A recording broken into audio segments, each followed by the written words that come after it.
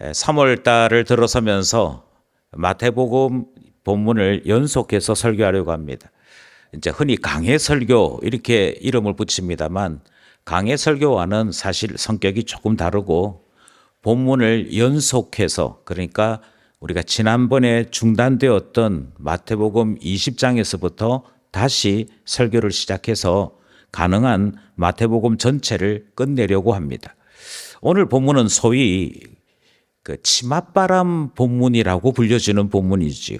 이 본문에 대해서 모르는 사람은 사실 거의 없을 것입니다. 이 본문이 그만큼 유명하다라고 알려져 있다는 것인데 유명한 만큼 오해도 많습니다. 이 본문이 의미하는 바를 잘 이해 못하는 것이지요. 이 본문이 우리에게 주는 교훈은 한 가지입니다.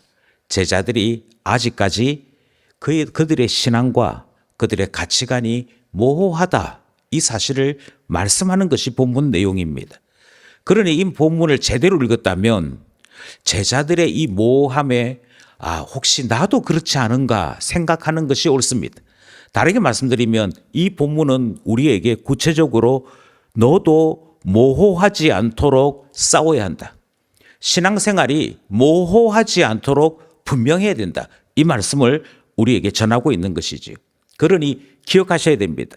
이 본문에서 항상 우리에게 주시는 교훈이 무엇이냐 물으면 신앙은 모호해서는 안 된다. 모호하지 말아야 한다. 이 사실을 가르치고 있다는 것입니다. 우리가 잘 아는 대로 이 본문에는 등장인물들이 다양하게 나옵니다. 먼저 세베대의 아들이라고 소개되는 두 사람이 등장합니다. 야고보와 요한입니다. 야고보와 요한을 소개할 때 아버지 이름이 등장합니다. 세베대의 아들 이렇게 설명이 되지요. 그런데 곧 이어서 아버지가 아닌 어머니가 등장을 합니다. 오늘 우리의 본문에는 그들의 어머니라고 소개되고 있습니다. 이름이 소개되진 않습니다만 다른 복음서와 관계들을 쭉 살펴보면 특별히 마가복음 12장에 있는 말씀을 살펴보면 이 야고보와 요한의 어머니 이름이 살로메인 것을 알 수 있습니다. 살로메라고 하는 말의 뜻은 히브리어 샬롬에서부터 나온 말입니다. 샬롬은 평화거든요. 어떤 교회를 갔더니 설교자를 소개하면서 설교자 나올 때 인사하겠습니다 하면서 손가락 하나를 들고는 샬롬 이렇게 인사를 하더라고요. 이게 평화, 우리 사이에 있는 하나님의 평강 그것을 인사하는 말로 바꾼 것인데 바로 그때 등장하는 샬롬이라고 하는 것이 여성 이름으로 샬로메라고 붙여진 것입니다. 그러니 이 사람의 아버지 어머니는 이름을 지으면서 너는 하나님의 평강이 되어라. 하나님의 평강을 누리고 살아라. 그런 소원을 담아서 이름을 지은 것 같습니다. 그런데 뒤에 살펴보겠습니다만 이름과 이 어머니의 행동은 전혀 맞지 않습니다. 이름은 평강인데 하는 행동은 전혀 평강이지 않더라 하는 것을 살펴보게 되는 것이지요. 이 본문에서 다시금 우리가 주목하는 것이 있습니다. 그것은 이 본문에는 어머니만 등장하는 것이 아니고 이 가족들만 등장하는 것이 아니고 나머지 제자들도 등장한다는 것입니다. 그러니까 예수님과 12제자 그리고 야고보와 요한의 어머니가 등장하는 본문이 이 본문이 가지고 있는 구성입니다. 그런데 이미 말씀드린 대로 이 구성만 살펴보아도 모호함이라는 단어를 저절로 생각하게 됩니다. 이미 말씀드린 대로 어머니의 이름은 샬롬입니다. 그런데 그 아들들은 별명이 있었습니다. 그들의 본명은 야고보와 요한인데 함께 생활하던 사람들이 별명을 하나 지었습니다. 그 별명이 보아너기입니다. 보아너기라는 말은 이들의 성격이 급하고 말을 할 때 목소리가 크고 특별히 그들이 말을 할 때마다 주변 사람들을 놀라게 하는 그와 같은 특징이 있기에 보아너게 다르게 표현해서 우레의 아들이라고 불렀다는 것입니다. 그러니까 우리식으로 얘기하면 그들이 말을 하는 것이 천둥치는 소리와 같았고 그들의 표정을 보면 번개가 치는 것 같았고 그들이 하는 행동을 보면 도무지 덤벼들었다가는 말을 꺼냈다가는 싸움이 크게 날 것 같은 그런 인상을 주는 아들들이었다는 것이지요. 이들이 하나도 아니고 두 아들이 다 그렇다는 말은 부모에게서 배운 것입니다. 그러면 아버지 아니면 어머니에게서 배웠겠지요? 아버지 아니면 어머니에게서 배웠던 이 행동이 자녀들에게서는 더욱더 크게 나타나더라는 것입니다. 그런데 가만히 살펴보면 아버지일까 어머니일까를 생각하게 되는데 아버지가 아닙니다. 오늘 본문을 보시면 이들이 엄마의 영향을 받았구나를 금방 알 수 있습니다. 여기 본문에는 아버지의 이름이 이들의 아버지가 세베대다 하는 것 외에는 등장하지 않습니다. 다르게 말씀드려서 실제로 세베대는 등장하지 않는다는 것입니다. 그건 누가 등장하느냐면 어머니가 등장을 해요. 이게 치맛바람 세대를 지나온 한국 사회에서는 그게 뭐라고 생각할 수 있으나 유대 사회에서 이 일은 대단히 특이한 일입니다. 이 당시 유대인들 사회에서 여자는 전에도 말씀드렸지만 가치로 치지 않습니다. 가치로 치지 않는다는 말은 그들이 사회적으로 투표권을 가지고 있거나 자기 주장을 말할 수 있거나 또는 자기의 의견에 대해서 다른 사람을 선동할 수 있는 입장이 전혀 아니었습니다. 이 사회는 남편의 신분에 따라 아내의 신분이 결정되는 사회이기도 하고 남편의 잘못을 온 가족이 함께 짊어지는 그와 같은 사회의 특징을 가지고 있습니다. 반대는 통용되지 않습니다. 아내가 잘못했다고 남편이 벌을 받거나 아내의 잘못 때문에 남편이 부끄러움을 당하는 일은 없습니다. 버리면 됩니다. 너 집에서 나가 이러면 모든 문제가 끝이 나는 사회였기에 여성은 사회 전체적으로 전통적으로 나설 수 없다라고 하는 족쇄를 지닌 사회가 유대 사회였고 로마 제국 시대의 전통이었습니다. 그런데 예수님께 나와서 우리 아들들에 관하여 이렇게 해 주십시오라고 요청하는 것이 어머니입니다. 전통을 깹니다. 당시에 통념을 깹니다. 요즘식으로 얘기하면 나서서 예수님께 우리 아들 귀하게 써야 합니다. 우리 아들 크게 써야 합니다. 가만히 안 둘 겁니다. 내가 이렇게 나서는 모습들이 보였다는 것입니다. 그러니 얼마나 상반됩니까? 이름은 살로메인데 하는 행동은 평화와 아무 상관이 없는 모습이 여기에 등장하더라는 것이지. 이 본문은 그냥 이해할 수 없는 예수님의 상반된 표현들이 계속 등장합니다. 주의 나라라고 이야기합니다. 주님의 나라라고 이야기할 때 이것은 새로운 나라를 이야기하는 것이거든요. 주님의 이름으로 이 땅에 나타나는 새로운 나라를 이야기하는데 주님께서 갑자기 이 나라에서 으뜸이 되고자 한다면 이 나라에서 크게 되고자 한다면 기본적으로 뭐 해야 되느냐 하면 잔을 마셔야 된다 이렇게 말씀을 합니다. 아마 이 이야기를 할 때 샬롬에는 언약의 잔을 생각한 것 같습니다. 언약의 잔을 영화에 보면 어떻게 표현하느냐 하면 너 나랑 큰일 한번 해볼래? 그 뜻이 있어. 됐다. 그럼 우리 서로 언약을 맺자. 그러면 뭐 하느냐면 손바닥을 두 개 겹쳐놓고 칼로 그어요. 그러면은 여기도 피가 나오고 여기 피가 나오겠죠. 그 피가 나온 채로 악수를 합니다. 우리는 이제 피를 나눈 사이야. 이제 이 일을 하다가 죽어도 같이 죽고 살아도 같이 살아. 이렇게 하는 의미로 가끔 영화를 보면 손바닥에 칼을 꺾고 그 피 흘린 채로 악수를 하는 모습이 등장합니다. 마찬가지로 거사를 치르기 때, 거사를 준비할 때 사람들이 모여서 너 우리 약속했다. 이제 이 헤롯이라고 하는 정부 무너뜨리고 우리가 새로운 나라 만드는 거야. 그럽시다. 자, 그러면 이 뜻에 동참하는 사람들은 잔을 드십시오. 이 정도의 잔으로 생각한 겁니다. 이 정도의 잔으로 생각했기에 이 본문에서 잔을 마실 수 있느냐라고 얘기할 때 살로메는 당연하지요. 우리가 여기까지 올 때 그냥 왔겠습니까? 저 갈릴리에 살고 있던 사람들이 예수님이 계신 여기에 온 가족이 다 내려왔을 때는 죽든지 살든지 한번 해보자는 거 아니겠습니까? 우리는 이미 각오가 되어 있습니다. 우리는 이미 결심했습니다. 헤롯 정부 엎어버리고 우리 한번 해봅시다. 이런 생각인 줄 알고 이런 말인 줄 알고 마실 수 있습니다. 왜 못 마십니까? 이렇게 말하는 게 등장하더라는 것이지.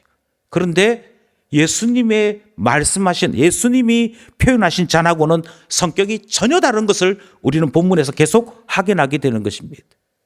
무엇의 문제이냐면 내 생각이 너무 앞서버렸습니다. 예수님이 말씀하시는 잔이 무엇인지 듣지도 않습니다. 살펴보지도 않습니다.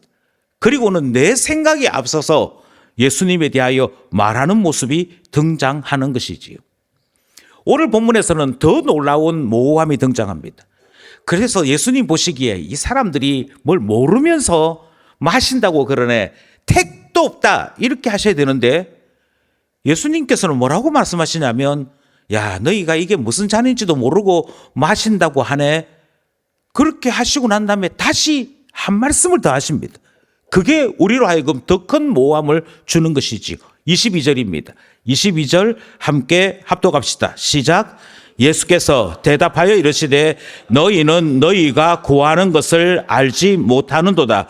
내가 마시려는 잔을 너희가 마실 수 있느냐? 그들이 말하되 할 수 있나이다. 예수님께서는 분명히 내가 마시려는 잔 너희가 마실 수 있느냐? 예, 마실 수 있습니다. 이게 그들의 몰라서 하는 헛소리인 것을 주님이 아십니다. 그런데 예수님의 그 다음 대답이 무엇인가 하니까 너희가 과연 마시려니와. 무슨 잔인지는 몰라. 그리고 마실 수 있다고 지금 말하는 것이 너희들의 대답이긴 하지만 아니야, 못 마셔. 이렇게 하고 끝난 게 아니고요. 언젠가는 마시게 될 거야. 여기서 우리는 혼란을 겪기 시작합니다.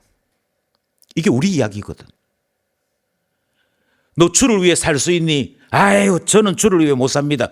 이 이야기가 이거 끝나면 그래, 넌 아직까지 아닌가 봐. 이렇게 하고 끝나면 다행인데 예수님께서 하신 말씀은 내가 주를 위해 살겠습니다. 내가 이번에 장로 투표가 있는데 제가 장로 직분 감당할 수 있습니다. 뭐 이런 이야기를 할 때 아니야. 이게 지금 이 직분이 뭘 하는 건지 이게 얼마나 수고해야 되는 건지도 모르고 할 수 있다고 이야기하네. 하시고는 그걸로 끝내는 게 아니고 멀었어. 이렇게 하고 끝내는 게 아니고 언젠가는 해야지. 여기에 혼란이 발생하는 것이죠. 여기에 갈등이 발생하는 것이죠. 정리하면 이렇습니다. 오늘 이 본문에서 우리는 샬롬의 모습이나 두 아들들의 모습에서 이들이 보이는 장점이 있음을 먼저 발견할 수 있습니다. 이들은 하나님 나라, 주님이 나라를 세우시겠다고 할 때 적극적으로 동참한 인물인 것을 확인할 수 있습니다. 그런 점에서 도망가거나 숨어버리거나 배신한 제자들과는 완전히 다른 놀라운 특징을 보이고 있는 것이죠. 이거는 장점입니다. 그런데 단점이 있습니다. 주의 나라를 원하는 사람입니다. 그런데 주님이 원하는 방식이지는 않습니다. 그래도 주님의 나라를 사모하니까 좋은 거 아닙니까? 아니요. 그래도 주님이 죽을지도 모르는데 예, 죽을지라도 따라가겠습니다. 좋은 거 아닙니까? 아니요. 지금 본문이 우리에게 가르치는 바는 이 둘 사이에서 혼란을 일으키면 안 된다는 것입니다. 주님의 나라를 위하여 뭐라도 해보려고 하니 그것만으로도 칭찬받을 만하지요. 그게 아니다라고 하는 것을 본문이 소개하고 있는 것입니다. 오늘 본문에는 또 하나의 모호함이 등장하는데요. 사람들이 종종 놓치는 것 중에 하나는 다른 제자들 10명의 제자들에 대한 내용입니다. 24절 말씀해 보니까 그 10명의 제자들이 분노했다 하는 기록이 등장합니다. 24절 말씀 함께 합독합시다. 시작. 10 제자가 듣고 그 두 형제에 대하여 분히 여기거늘. 그 어머니까지 동원되어 있는 이 치맛바람에 대해 나머지 10 제자들이 쳐다보고서는 참 엉망이네 하고 화를 냈다는 것입니다. 그럼 화를 냈던 이 사람들은 제대로 된 사람들인가? 문제는 그렇지 않다는 것이지. 왜냐하면 이들은 앞에도 이 사건 뒤에도 내가 더 높은 자리 차지해야 돼 하고 싸웠기 때문입니다. 다르게 말씀드려서 그들이 어머니를 데리고 와서 갑자기 이 이야기를 툭 던지는 바람에 선두골을 빼앗긴 것입니다. 선수를 치지 못한 것입니다. 그것에 대하여 분노할 뿐이지 이 야고보와 요한이나 나머지 10제자나 다 마음은 똑같더라는 것이죠. 마음은 다 똑같은데 협의도 없이 누군가가 먼저, 이게 일본말이라서 그렇게 하는데 와이로를 쓴 겁니다. 거기에 대한 분노인 것이지요. 그렇다면 나머지 10제자도 실상은 다르지 않습니다. 실상은 무엇이 다르지 않느냐면 주님의 나라를 원합니다. 대신 주님의 나라를 원하지만 그 속에는 세속적인 만족도 원함이 있더라는 것입니다. 이게 섞여 있는 거예요. 저는 이것을 모호함이라고 표현합니다. 모호함이 이 본문에서는 계속 보여지는 사건이고 계속 나타나는 이야기입니다. 왜 그럴까? 왜 이런 모호함이 생기게 되었을까? 원인은 한 가지입니다. 하나님 나라를 제대로 배우지 못했습니다. 하나님 나라를 알지 못하는 것입니다. 하나님 나라가 어떤 나라인지를 알게 되었더라면 세상에서 배운 것을 가지고 하나님 나라를 해석하려고 하지 않았을 것입니다. 하나님이 원하시는 나라, 하나님이 세우신다는 나라가 무엇인지를 알았더라면 예수님께 나와서 감히 주의 나라의 우편에 좌편에 내 아들들을 앉혀주십시오, 이 말을 하지 않았을 것입니다. 몰랐어요. 모르고 주님이 나라를 세운다고 하니 내가 스스로 자꾸 상상하는 겁니다. 아, 주님이 헤롯을 몰아내시고 군대를 만드시고 이제 로마 정부하고도 싸우시겠네. 그리고는 그 자기 생각 속에서 주님 그렇게 해서 나라 세우실 때요, 그렇게 해서 정부 새로 만드실 때요, 우리 아들들 요직에 앉히셔야 됩니다. 그 이야기가 나왔던 것이지요. 제가 염려하는 것은 바로 이것입니다. 나는 교인이 분명합니다. 나 예수님 사랑해요. 예수님을 사랑하고 주님의 교회를 위해서 내가 뭔가를 해야겠다라고 하는 책임의식도 있습니다. 좋은 점입니다. 탁월한 점입니다. 그런데 문제가 무엇이냐면 여기에 여전히 하나님 나라의 영광을 이루는 방법이 하나님의 뜻을 따라 성령으로 인해 하나님 앞에 영광 돌린다가 아니라 내가 뭔가를 해야 될 텐데 내가 등장합니다. 세상이 등장합니다. 세상의 만족이 등장합니다. 그러면 이 본문은 마태복음 20장에 있는 본문이 아니고 내 삶 속에 나타나는 사건이 되고 만다는 것이지요. 예, 하나님 나라 모를 때 일어나는 일입니다. 하나님 나라를 모르면 당연히 이 일은 반복되고 반복된다는 점이지. 먼저 기억하실 것은 하나님 나라는 철저하게 하나님이 다스리는 나라입니다. 이 말을 조금만 다르게 표현하자면 하나님 나라란 하나님의 뜻이 1번이고 나머지는 필요 없습니다. 2번이 있고 3번이 있는 것이 아니고 오직 하나님의 뜻이 무엇인가, 그것이 지배하고 그것이 통용되고 그것이 모든 것의 규칙이고 원칙이 됩니다. 23절 말씀입니다. 23절 말씀 함께 합독하겠습니다. 시작. 이르시되 너희가 과연 내 잔을 마시려니와 내 좌우편에 앉는 것은 내가 주는 것이 아니라 내 아버지께서 누구를 위하여 예비하셨던지 그들이 얻을 것이니라. 예수님께서 분명히 선을 그십니다. 예수님이 누구십니까? 근본 하나님과 같으신 분입니다. 모든 것에 있어서 동등되신 분입니다. 그런데 예수님은 철저하게 아버지의 것과 자신의 것을 구분하십니다. 철저하게 구분하십니다. 그러면서 뭐라고 얘기하느냐면 하나님의 나라는 아버지가 결정하는 거예요. 그 나라의 오른편에 누구를 앉히고 왼편에 누구를 앉히고 그것은 내 권한이 아니고 아버지가 하시는 것이야. 선을 딱 긋습니다. 한날은요, 직분자 투표에서 떨어진 분이 전화를 했습니다. 첫 마디가 이렇게 시작해요. 목사님, 섭섭합니다. 첫 번째 섭섭한 것은 왜 나를 후보에 이름을 넣었느냐? 두 번째 섭섭한 것은 내가 이름이 들어갔으면 돼야지. 왜 나를 떨어뜨리느냐 이러더라고요. 야, 제가 그 정도 능력이나 그 정도 권한이 있으면 얼마나 좋겠습니까? 올해 장례집사 투표에 이 사람 해야 돼. 그리고 온 교회가 이렇게 하고 제가 지명한 사람 딱 되면은 얼마나 좋겠습니까? 그렇지 않습니다. 투표를 할 때 우리는 하나님의 뜻이 나타나기를 원합니다. 사람이 제비 뽑지만 하나님이 결정하십니다. 하나님이 하신다니까요. 하나님이 하신다고 설교도 하고 하나님이 하신다고 기도도 하고 그렇게 하고 투표하는데도 결과가 나오면 참 희한합니다.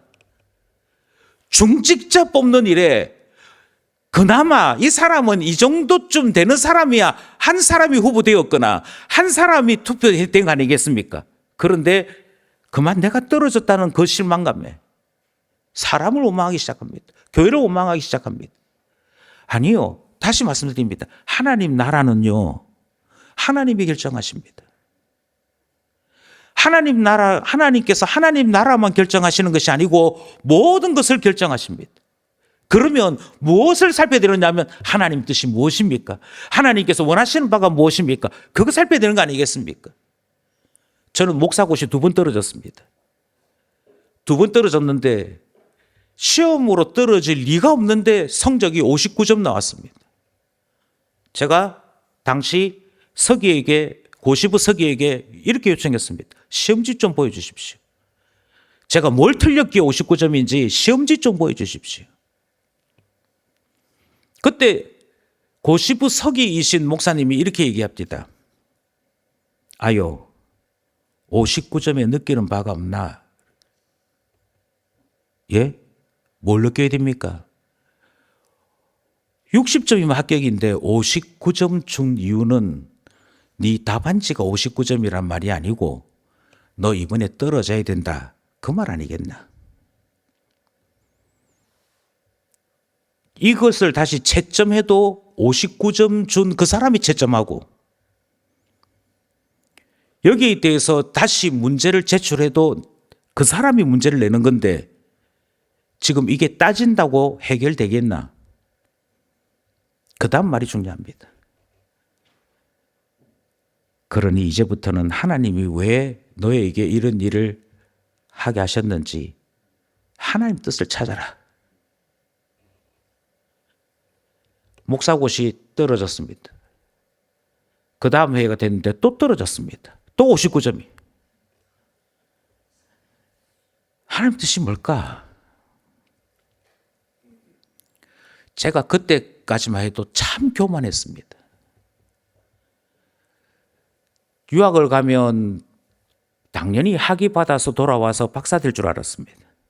교수 될 줄 알았습니다. 제가 뭔가 일을 하면 결과가 좋게 되리라고 자부했고 그런 일들도 많았습니다. 그런데 목사고시 2번 딱 떨어지니까요. 다시 한 번 더 하나님 앞에 겸손하게 됩니다. 하나님 참 별것 아닌데 아무것도 아닌데 전적으로 타락하여 무능한 것이 우리인데 깨닫지 못하다가 2번 떨어지고 나니까 참 고개 숙여집니다. 그때 하나님께서 다른 분을 세워서 문제를 해결하시는 거예요. 제 문제를 출제한 분은 여전히 59점인데 다른 한 분이 이러면 안 돼 하고 점수를 바꾸어서 채점하는 탓에 안수받을 수 있었습니다. 안수받는 날 제가 울었겠습니까? 안 울었겠습니까? 2년을 시험을 치고 된 목사 안수인데 왜 눈물이 안 났겠습니까? 그때 제가 섬겼던 교회 장로님들 오셔서 안아주셨습니다. 장로님들 안고 펑펑 울었습니다. 야, 목사 된다는 게 이렇게 감격스러운 거구나. 목사 된다는 게 이게 은혜 없이는 안 되는 거구나. 다시금 돌아오겠습니다. 하나님의 뜻을 왜 안 찾습니까? 하나님 나라는 하나님 뜻으로 통치되는 것입니다. 거기에 사람이 들어갈 틈이 없습니다. 하나님 뜻이 뭔데요? 그것부터 이야기해야 되는 것이 하나님 나라의 원칙이고 특징입니다. 그래서 예수님이 딱 자르십니다. 주의 나라, 하나님의 나라는 아버지가 결정합니다. 여기 와서 뇌물 쓰고 여기 와서 압력 넣는다고 되는 것이 아니고 하나님이 결정하십니다. 그러니 하나님의 뜻이 어디에 있는지 찾아야 할 것입니다. 이게 지금 본문이 우리에게 가르치는 바이지. 교회를 가끔 목회를 하다 보면 목사이지만 행정을 맡을 때가 있습니다. 행정을 맡아서 우리가 수고를 하게 될 때 이 의견 저 의견이 달리 나올 때가 있습니다. 다시 말씀드립니다. 혹시 하나님의 뜻이 아닌지 마음을 여십시오. 하나님께서 이 사람 통해서 나한테 하는 말 아닌지 하나님의 뜻에 눈을 한 번씩만 돌려보십시오. 싸울 일이 없습니다. 갈등할 일이 없습니다. 그러므로 본문이 우리에게 가르치는 바가 있습니다. 아버지가 다스리는 나라가 하나님 나라예요. 그러니 하나님의 뜻을 구하는, 하나님의 뜻을 찾기 위해 밤을 샐 수 있는 우리 되기를 소원합니다. 두 번째가 있습니다. 그것은 이미 말씀드린 대로 예수님이 세우시고자 하는 하나님 나라하고 세상 나라하고 자꾸 혼돈을 일으킵니다. 나라를 세우겠다.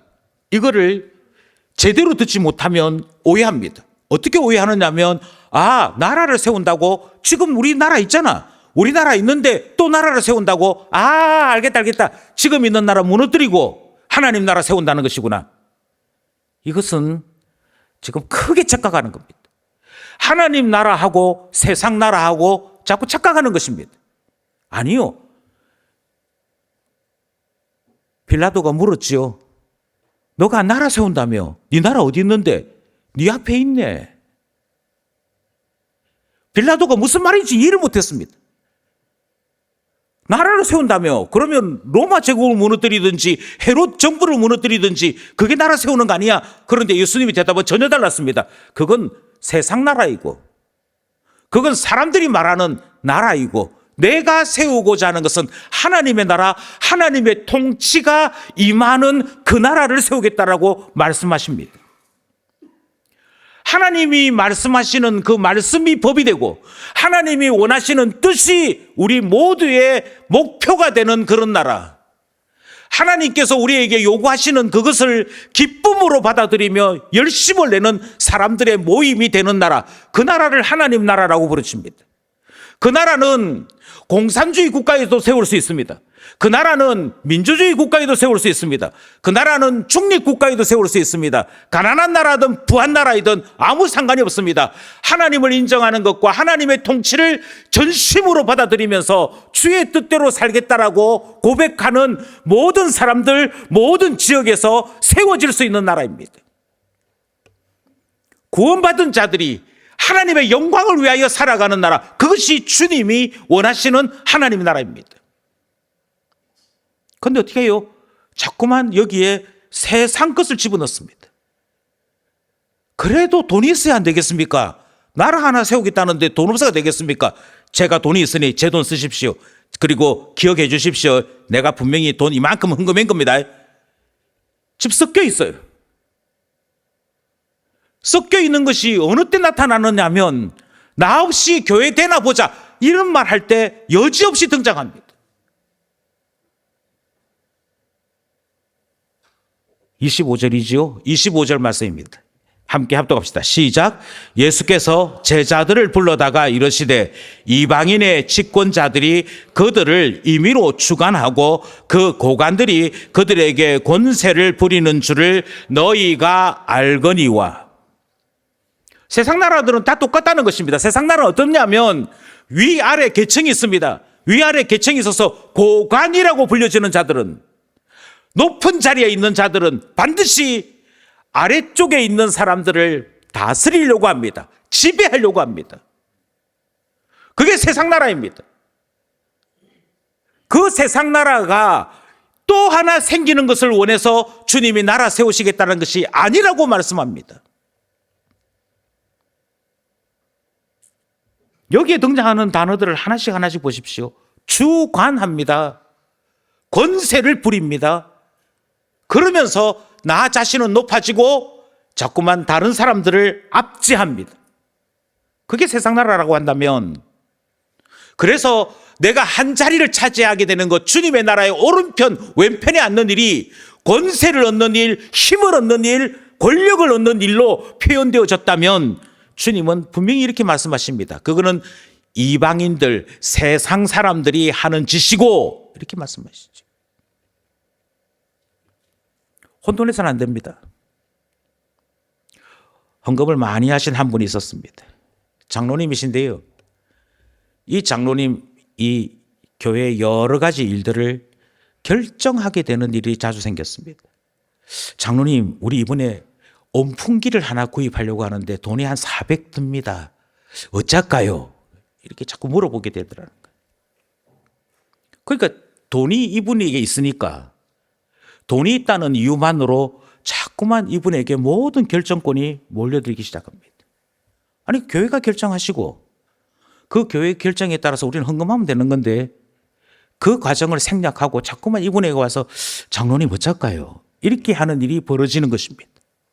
이게 세상 닮아가는 겁니다.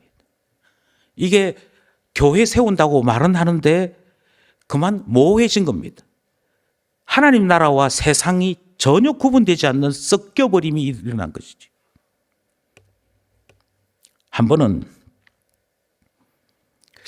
자기 사례에 불만이 있던 한 부교육자가, 부목사님이 그 장로님을 찾아갔습니다. 장로님, 제 사례가 아무래도 작은 것 같습니다. 장로님께서 부목사 사례 좀 올려주라고, 그러면 될 것 같은데 한 말씀 해주시지요. 이렇게 찾아간 겁니다. 그때 그 장로님이 이렇게 말씀하셨대요. 제가 헌금을 좀 하는 관계로 사람들이 자꾸만 저에게 와서 이것 해달라 저것 해달라 그러는데, 어느 날 돌아서 보니 내가 예수님보다 높아졌더라. 내가 예수님보다 높아져서, 주님, 저희가 이것 하고자 하는데 저희 교회를 인도해 주십시오. 기도는 안 하고, 장로님이 조금만 마음만 쓰면 되겠구만은 한 1,000만 원 헌금해서 이런 식으로 일을 처리하게 돼 있더라는 것이죠. 그렇다고 헌금을 줄일 수는 없으니 이분이 하시는 말씀이 이랬습니다. 제가 헌금을 많이 하면 할수록 저는 더 숨어야겠다라고 생각합니다.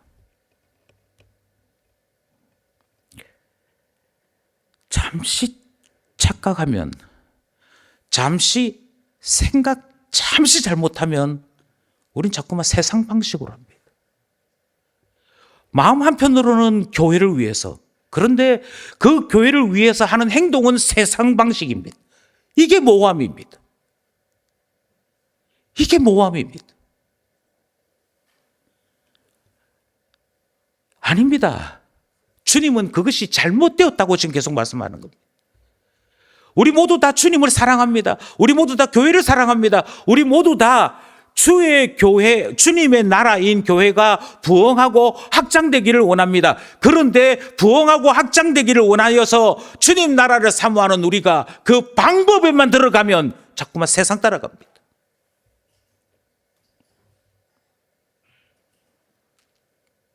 오늘 본문은 그와 같은 사람들에게 예수님께서 폭탄을 던지시는 말씀입니다. 너희들이 지금 대단히 착각하고 있어. 하나님 나라 그런 거 아니야 라고 말씀하시는 것이지. 그것이 세 번째로 이야기하고 있는 하나님 나라의 역설에 대한 말씀입니다. 하나님 나라는 세상 나라와 다릅니다. 이 말은 세상 나라 방식으로 하나님 나라 이해했다가는 도무지 이해가 안 된다.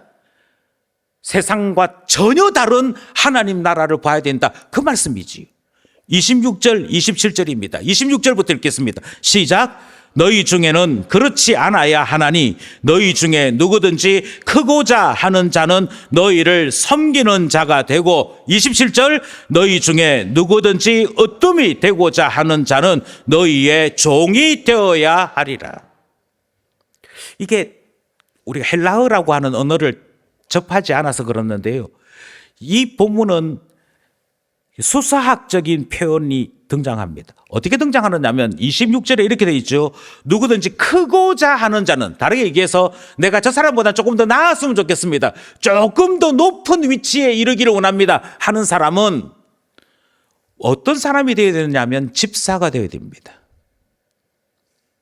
여기 이 당시에 사용된 디아코노스라고 하는 이 단어는 특별히 주인이 식사를 할 때 옆에 서서 그릇도 챙겨드리고 식사하는 동안에 불편하지 않도록 돌봐주는, 음식을 먹는 동안에 섬기는 이 사람들을 의미하는 단어를 씁니다. 바꿔 말씀드리면 누군가가 이 교회에서 내가 좀 중요한 사람, 내가 좀 더 가치로운 사람이 되고자 해. 그렇다면 넌 뭐 하느냐면 식탁 시중 드는 일을 자원해야 돼. 그때 불려진 이 사람들의 이름이 집사였습니다. 나 집사야지. 근데 그거 아니고 우리가 섬기는 이 나라에서 으뜸이 되고자 한다면, 최고가 되고자 한다면 뭐가 되느냐면 둘로스, 종이 되어야 된다. 집사 정도가 아니고 최고가 되고자 하면 맨 밑바닥 계급인 종, 노예가 되어야 될 것을 이야기해요. 둘로스가 되어야만, 노예가 되어야만 하나님이 너를 으뜸으로 쓰실 거야. 이게 역설이지요. 나는 높아지기 원하는데 주님은 높아지기 원해 낮아져야지. 최고가 되기를 원하는데 최고가 되기를 원해 맨 밑바닥으로 내려가야지.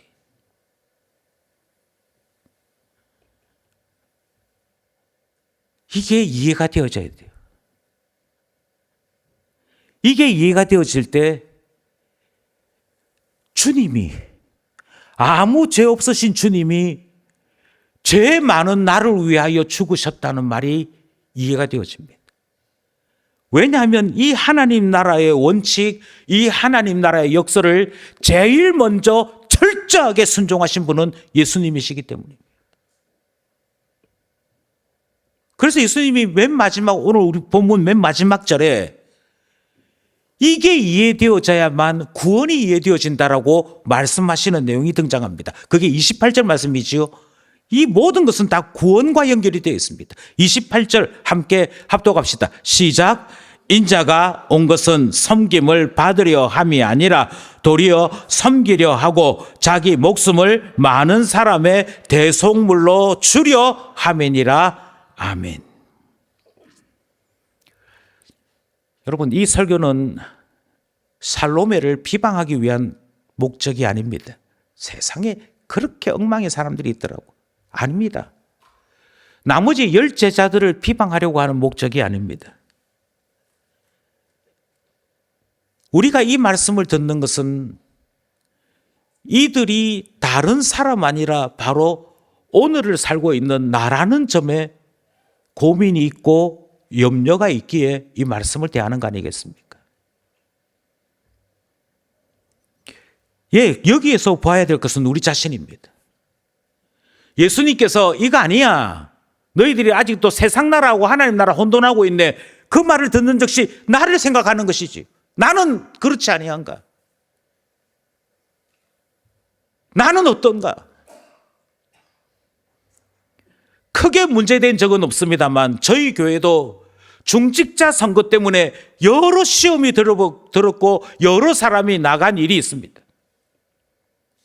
그래서 중직자 선거할 때마다 우리 당회가 뭘 고민하느냐면 이거 언제 발표해야 돼? 이거 어떤 방식으로 해야 돼? 이거 가지고 당회를 한 번, 두 번 하는 게 아닙니다. 고민합니다. 왜 이렇게 고민할까요? 예, 우리 또한 마찬가지이기 때문입니다. 우리 또한 비슷하기 때문입니다. 이 사람은 뭐 후보가 오르고 뭐 어쩌면 아깝게 한 표 차이로, 2표 차이로 떨어져도 이 사람은 괜찮을 거야. 그렇게 믿었는데, 그렇게 생각했는데 아닌 경우를 너무도 많이 만났기에.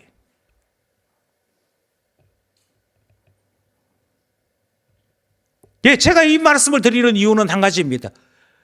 우리는 별반 다르냐? 그렇지 않습니다. 우리 또한 이 교훈을 기뻐하지 않는다는 데 고민이 있는 것입니다. 이 본문이 우리에게 주는 도전은 한 가지입니다. 너도 똑같아. 이 말씀이 계속해서 주어지고 있기 때문이지. 내가 이만큼 수고했어. 이만큼 수고한 거를 왜 몰라줘? 거기에 격분합니다. 낮아졌기 때문에, 섬겼기 때문에, 그래서 더 낮아졌더니 사람들이, 야, 저 사람이 진짜 예수쟁이야. 그렇게 생각하는 것을 알지 못하여 흥분하기 때문입니다.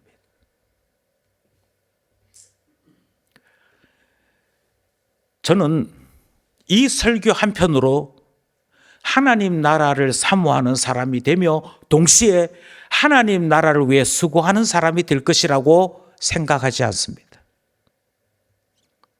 이렇게 설교를 해도 여전히 우리의 삶은 마음으로는 하나님 나라를 사모하면서도 여전히 모호하게 세상 것들이 자꾸 들어와서 세상 방식으로 하나님 교회를 위한다, 하나님 나라를 위한다 하는 것이 우리 안에 많이 혼재되어 있을 것입니다.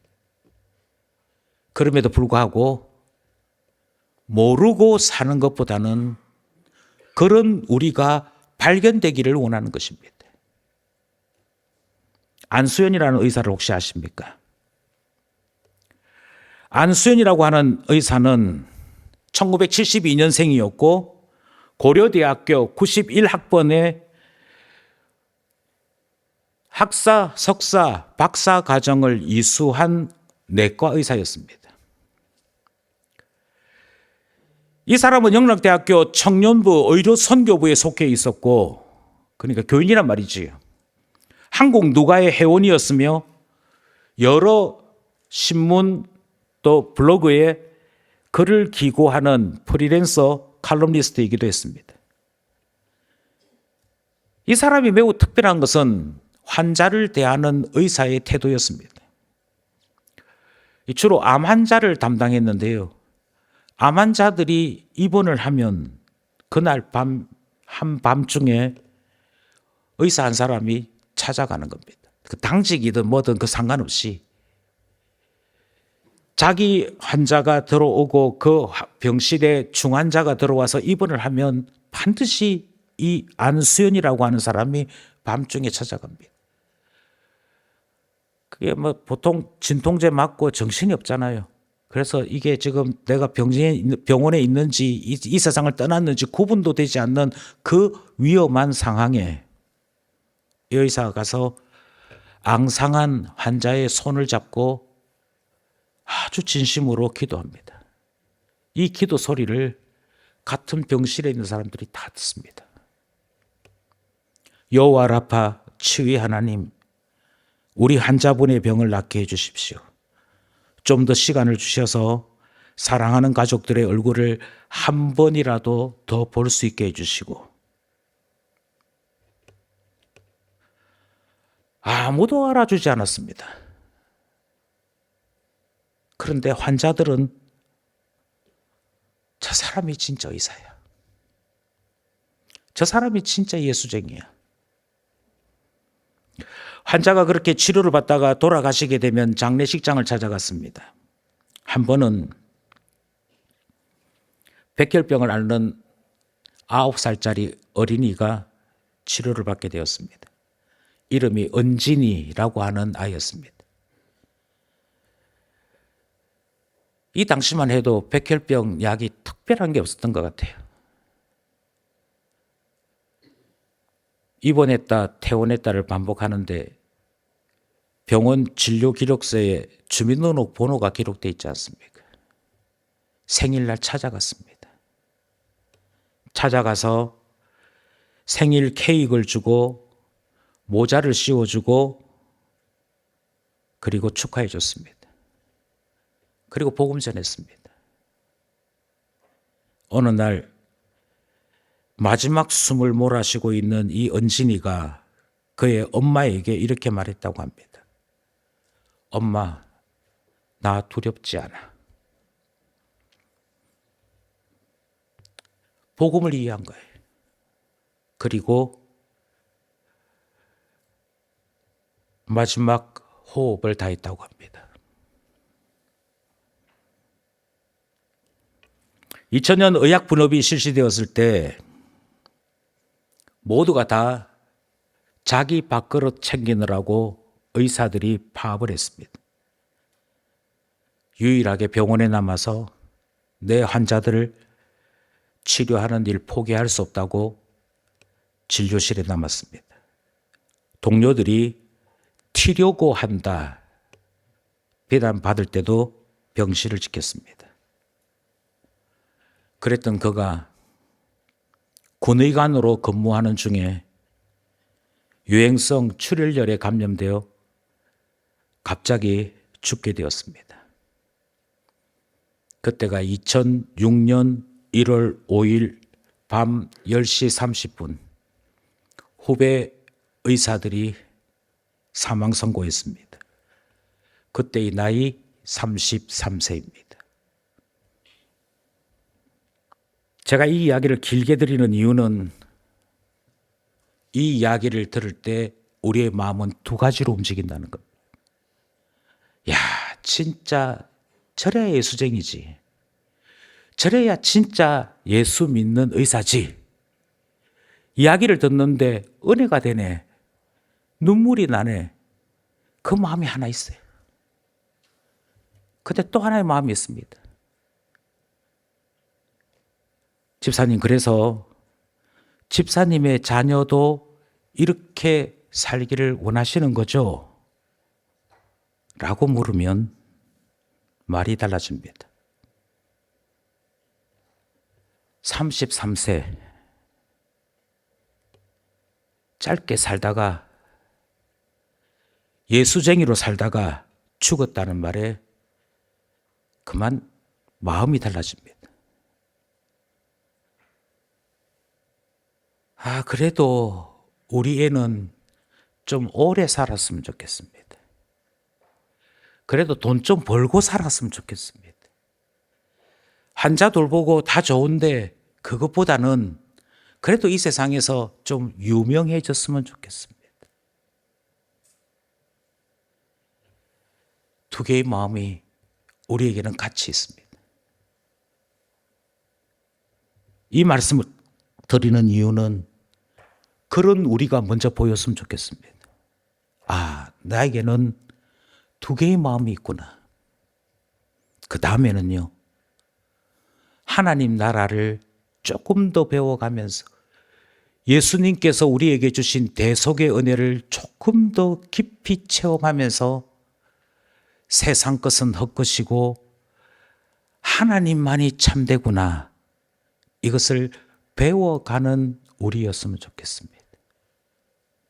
그러다 보면 지금은 마실 수 없는데 장차는 마시게 될 것이라는 예수님의 말씀이 우리에게도 적용되지 않겠습니까? 주님이 나를 이렇게 신자로 바꾸어 가시는구나. 나를 이렇게 신앙인으로 자라게 하시는구나. 그걸 경험하는 우리 되는 거 아니겠습니까?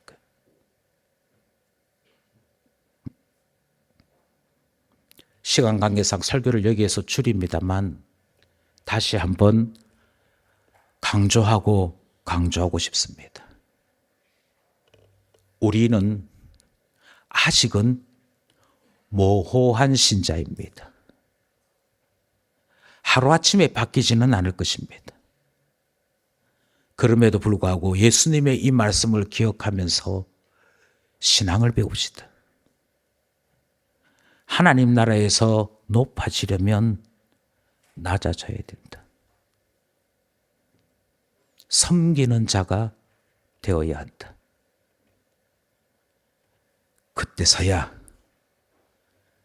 우리를 살리시기 위해 자신을 대속물로 주신 주님을 깊이 알게 된다. 이것이 우리 마음속에 남아 하나님 자녀로서 점점 익어져가는 우리 모두 되기를 소원합니다. 기도드리겠습니다.